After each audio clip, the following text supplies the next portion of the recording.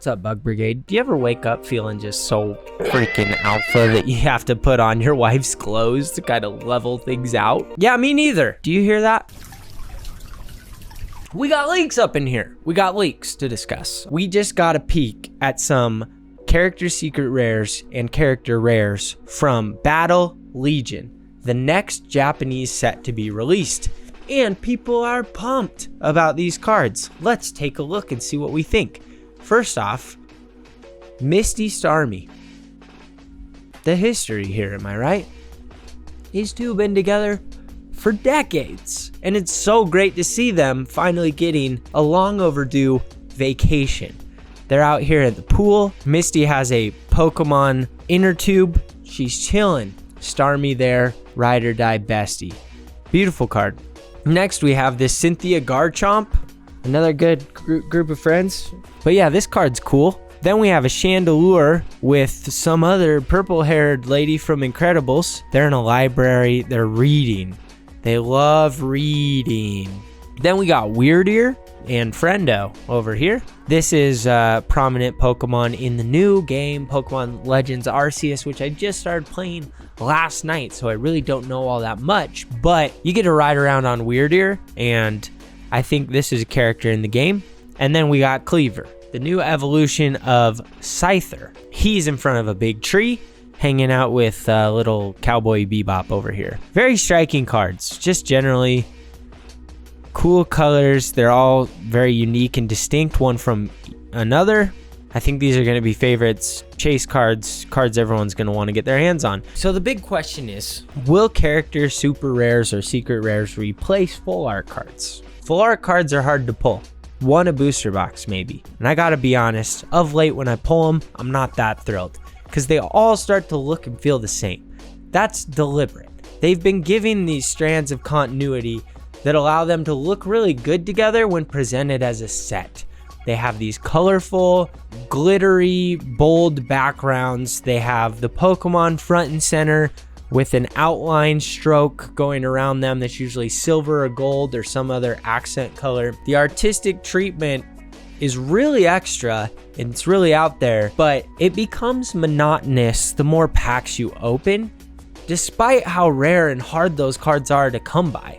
With alternate arts, that's not the case. You have a card like Umbreon VMAX alternate art, where Umbreon's up at Hogwarts, just pawing at the moon. People are gonna remember that card because there's a lot of story being told there, and there's a lot of unique creative elements that haven't been seen before. The artists have the opportunity to do that with the character super rares as well.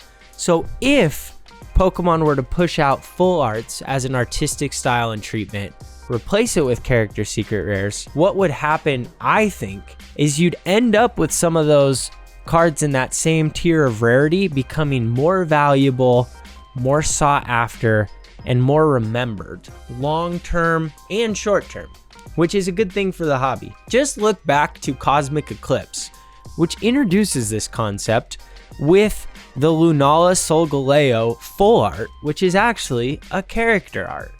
You have Lily chilling with her pals. It's a full art card, but it's got a unique scene and setting, and it has a trainer. That's not your regular full art by any stretch of the imagination. Same thing with Reshiram Zekrom. This card was in that same tier of rarity as the other full arts, but it looked much cooler, in my opinion. Here's one of the other full arts, which you see it's Charizard, and even though it's Charizard, it's much lower on the value list than the Reshiram Zekrom or the Lunala Solgaleo. That's because it's less memorable. It's just got a red background, it's bright, it's hollow, it's shiny, but it's not telling us anything unique about these characters that are being portrayed. Also, Cosmic Eclipse had the character secret rares in the non-GX Pokemon, like Piplup, and people love this card. Despite it not being a super powerful card, it's just really memorable. One of my personal favorites is this Coughing card, which I don't even think is that valuable. I just think it's super cool with the graffiti style art, graphic novel style art. I remember pulling this from a pack and being really, really impressed and also feeling like that was a unique pack opening experience, even more so than I would have felt with a more valuable full art card. Let's look at a set like Rebel Clash, which didn't have any alternate art or character art, just rainbow secret rares, gold secret rares, and full art. And you'll notice the most valuable card in the set is a trainer, because a trainer at least has a unique setting and background.